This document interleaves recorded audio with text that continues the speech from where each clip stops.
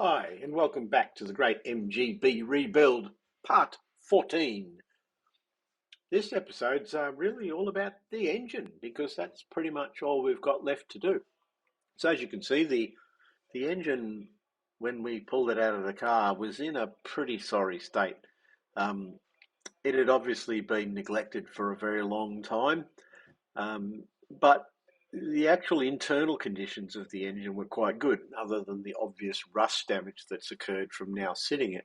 It's point one oversize or 10th hour oversize pistons and rings, etc., etc. But there's very little wear on any of the internal parts. So most of the damage internal to the engine was actually due to the just sitting there for a long time and causing rust pitting on adjacent surfaces. So I disassembled it and sent it down to the local machine shop. They skimmed the block, honed out the bores. Then we reworked the head, which we skimmed, and then we fitted all new unleaded valve seats, new guides, gave it a little bit of a porting job, cleaned it up, and acid etched the whole thing, and then pressure tested it. That came up well. During this, we discovered we had a later model head. That's a 2709 head, which has larger inlet valves, which really shouldn't be on my year engine. But hey, I'll take it. It's a win. I also had the cam reground as some of the lobes were quite badly pitted where the followers had been sitting on them. We got it reground with a fast road profile. So when all the parts came back from the machine shop, obviously they were all nice and clean. So we cleaned it down again, washed it, and then made sure there was no machining material left in the engine at all. And then we were getting it ready for painting. So I wanted to paint it in its separate components. And one of the things you've got to do before you paint it is it doesn't really seem to matter how much you clean it.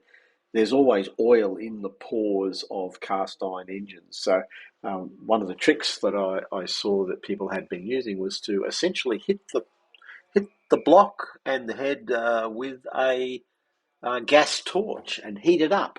And it's amazing when you do that, you can actually see the oil bleed out of the cast iron.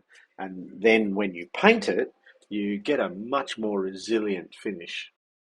So it took me a little while to find the right colour, maroon/red, that the MG engine was originally. But this is the closest one I could find. It's made by the Paul 15 company that make a lot of rust-proofing products. But it's a genuine high-temp engine paint. Very viscous and has really good flow properties. It comes up really well and it's very easy whether you spray it or brush it. As you can see from here, the components, I did it with a spray gun because I had components that were steel, and those ones definitely come up better if you spray it. The block is absolutely fine to do with a brush. The material, this paint, really flows and self-levels very nicely, so it's a lovely finish when you get it done. So we did the whole engine in its glory components, and then left it for probably, it was close to 10 days because we were actually away at the time to harden before we got to assembly. So we previously prepared some of the components, including the carburetors and manifold. The distributor obviously was pretty poor when we first got it, but we'd previously done that and refitted it with a nice contactless breaker system. Similarly, the alternator was pretty tragic and a low capacity type one, so I bought a new high capacity alternator to fit to it. And also the starter motor. The starter motor was, the classic old lumper. Was actually worked, but I wanted something a bit better, so I got a high torque, high speed starter. Bought a brand new fuel pump. Clearly, as you can see here, the timing chain, its gears and the chain tensioner were in pretty poor shape. So we ended up getting new timing chain, new tensioner, and I actually ended up getting a vernier cam gear because on inspection the original gears were pretty horrible. Yeah, with someone actually having fitted the spaces that should live behind the crankshaft gear, they'd fitted them behind the camshaft gear, which had caused the camshaft chain to run out, and that had worn the side off the gears. So some of the other parts that we'd sort of got together ready for the reassembly was new rocker cover, some silicon gaskets for said rocker cover, all new tappets and followers that actually, and new push rods because I found one or two that weren't 100%. Got a lot of new studs and bolts to put back into the engine, plus all the foldable lock washers. So it's time to start putting it back together. So the first thing you do with an MGB engine is you put in the crankshaft. So you fit the crankshaft and you put in its main crankshaft bearings, or the main bearings, I believe they call. And right on the middle main bearing, there are two thrust bearings. There are a flat bearing that sit on either side of the main journals, and that stops the crankshaft moving laterally, particularly when you put your foot on the clutch. That's probably the most important one to fit first, and then you measure the run out or the float in the crankshaft by putting a gauge on the end of the crank and then pushing it left and right to see if you've got the required sized thrust bearings. I didn't, so I had to go and buy some new ones. So I fitted the new thrust bearings, remeasured it, spot on. Once the crank's fitted, the end float's adjusted, and all the main bearings are torqued up to spec, then it's time to fit the conrods and pistons.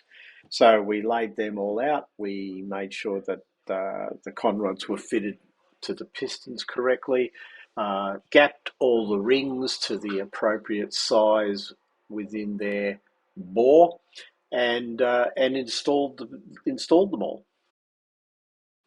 With that done, it's time to fit the cam, and then it's time to start thinking about setting up the cam timing. And one of the first things you need to do that is to establish top dead center, which I did using a dial gauge. Notice that in this picture I've actually got it in the wrong spot. You should put the dial gauge in the center of the piston so that it's not affected by any lateral movement of the piston within the bore. With top dead center established, it's time to then line up the cam. So in a normal MG, you'd line it up with the cam gear here, shown here, and the crankshaft gear, and there's a dot on each one. So you line up the two dots through the axes of the shafts, and that should be it. However, with the vernier timing gear, you do have the dots, but it's also then necessary to put a degree wheel on the crankshaft, and that allows you to line up that timing with a far greater degree of precision. I hadn't done that before, so it took quite a bit of frigging around to actually learn how to do it. A lot of YouTube videos, and then go and actually do it. But I think it came out pretty well, and we'll find out when we go to start it. So with the static timing have been done, it's time to start fitting some of the peripherals. So it's on with the studs for the manifold, the engine mounts, the filter adapter. Time to slot in the distributor and make sure you get it lined up. So at top dead center on the firing stroke for number one cylinder, that rotor should be pointing towards number one cylinder, which is pretty common for people to screw up. So with most of the peripherals fitted, it's time to think about getting it into the car. So I set up the slings around the engine so I could lift it with my crane. However, I couldn't install at this point because I didn't have a spigot bush that goes on where the front shaft of the gearbox goes into the flywheel. Fortunately, it arrived from the spare parts place a day or so later, and these are made of sintered bronze, I think it's called. But you soak them in oil for a couple of days before you actually install them, and that oil gets impregnated into the bronze, and they don't require any further lubrication. However, to install it into the flywheel or the end of the crankshaft, you need a drift to make sure that you don't distort the bush as you drive it in. You cool the bush down if you can, and just tap it in. So I made up a nice drift with a piece of aluminium stock on the lathe, and tacked that into the flywheel, or into the crankshaft it actually goes, and that fitted very nicely. So with that done, it's bolt on the flywheel, put on the pressure plate, put in the clutch plate, align said clutch plate with the special alignment tool, and then fit the starter motor. Now it's ready for installation. So the engine's in. Didn't take too much. We put the gearbox in first and then we slid the engine in. Bit of jiggery pokery to get it in, but just turn the back wheels. We've got the wheels off the ground. Turn the back wheels and have it in gear to rotate the gearbox, and it pretty much just dropped into the spline. As long as the clutch was aligned pretty well, which I had the little clutch alignment tool in, and she dropped together really well. Excellent. So the motor is in. So with the core component of the motor installed, it's time to start fitting the peripherals. So I put it in and then realised that having put the carburetors on as a complete assembly, you can't actually get to the nuts that hold it on. So I pulled the carburetor apart, separated the manifold from the carburetors, and then realised that the flange on the manifold for the carburetors is a different gauge to the flange on the headers. That necessitated making some special washers with spacers to offset the difference in width. With that done, refit the headers, refit the carburetors, put it all back together, and away we go. It's time to fit the oil cooler pipes, the radiator shroud, our new aluminium radiator, all those bits and pieces that make the engine run. And it's quite fiddly, it takes a day and a bit to put all these peripherals together if you're really taking your time to make them good. So with all that done, we refitted all the other components that were missing, such as the throttle cable, the choke cable, the oil cooler itself. I have yet to fit the overflow tank for the radiator. I made up some special bracketry to hold the pipes that normally run around the manifold carburetor area to try and neaten it up a little bit. I made this special holder that bolts and carries the fuel, the breather, and the water pipe that goes to the heater. I think this will give me a much neater installation, and it keeps that heater pipe from sitting on top of the rocker cover, which is an absolute pain if you want to adjust the tappets. Then I fitted the remainder of the exhaust, and I'm really happy with that. That's an all stainless system. It just bolted straight in. Looks really nice. Good muffler, and that fits nicely. So here's a completed shot. We're just about ready, I think, to attempt our first start. Pretty exciting. She started pretty much second kick, a couple of turns just to prime everything, and gave a kick immediately, so I just twiddled the distributor slightly, and she then started up straight away.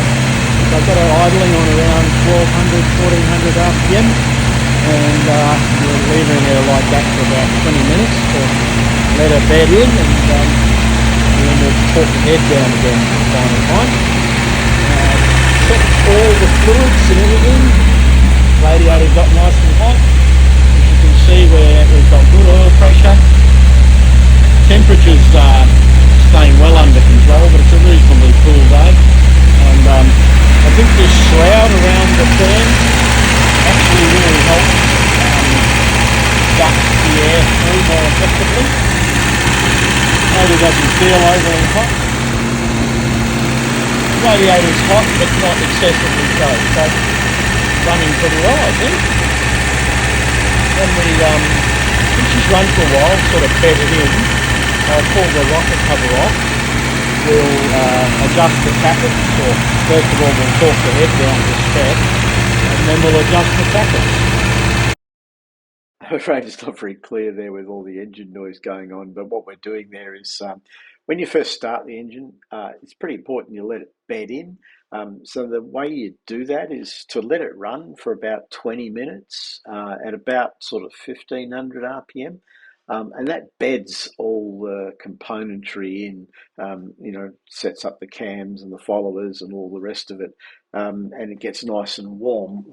Once it's done, you pull the rocker cover off, re-torque the head and all the head bolts and rocker bolts. And with that re-torqued, then do a final adjustment on the tappets. And that's how you do it. So once again, thanks to everyone for watching. It's a pretty exciting week for me this week because while we had a few things that held up our engine start, we did finally get to start it. And when it started pretty much first kick. I just had to tweak the distributor a little bit to make it run smoothly, and then it just ran beautifully. Anyway, we'll see you in the next episode. Bye.